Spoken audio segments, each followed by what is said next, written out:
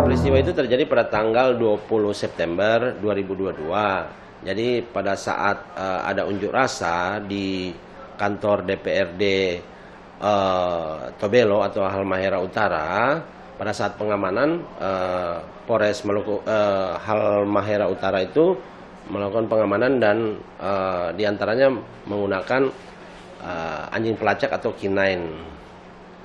Pada kesempatan itu korban dia memfoto personil dengan anjing pelacaknya. Kemudian pada selesai unjuk rasa pada sore harinya, yang bersangkutan atau korban dia posting melalui status WA-nya.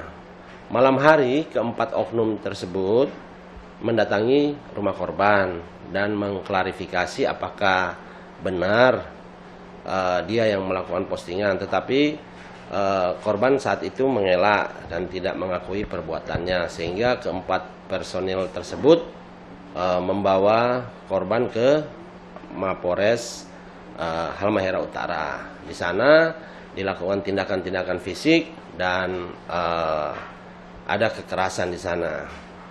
Kemudian dimintakan untuk membuat video testimoni bahwa korban meminta maaf atas postingan WA tersebut. Kemudian korban pulang dan melaporkan hal tersebut. Karena sudah tengah malam, jadi disarankan untuk melapor pada pagi hari. Tetapi dia tidak kembali lagi dan melaporkan hal tersebut di Polda Maluku Utara. Jadi keempat personil tersebut dia bintara remaja yang bertugas di Sat Sabara, khususnya di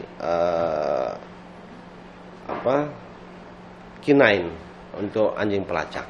Untuk inisial yang pertama adalah Bribda FK, kemudian Bribda SP, kemudian Bribda DH, kemudian Bribda B.